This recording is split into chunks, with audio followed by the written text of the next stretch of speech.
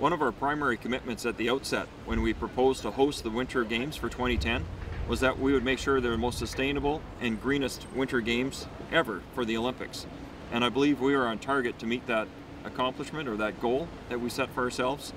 There are many innovative processes that have been built into the Winter Games. There will be the largest fleet in the world of hydrogen buses taking people from Vancouver to Whistler and back. In addition, there's new renewable energy sources that are coming online to develop electricity for the ski operations, using simply the water that's coming off the mountains when the snow melts.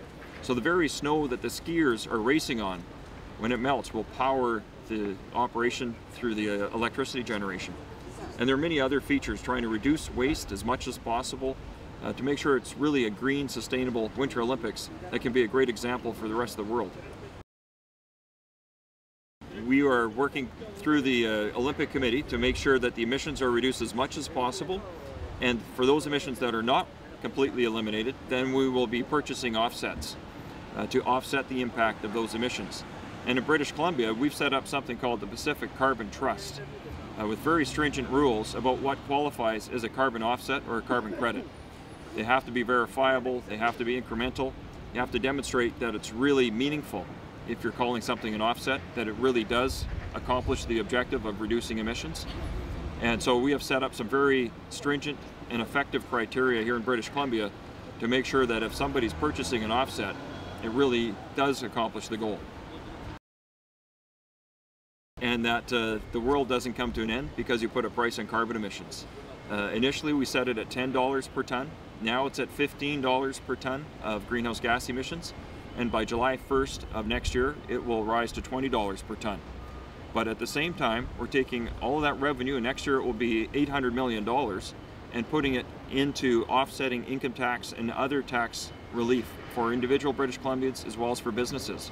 Because we want to encourage investment in British Columbia, and we want people to live in British Columbia and succeed.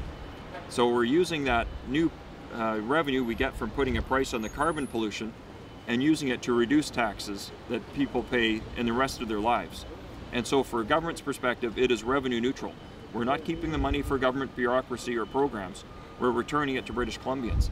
And I think that has helped make the carbon tax more politically acceptable to British Columbians.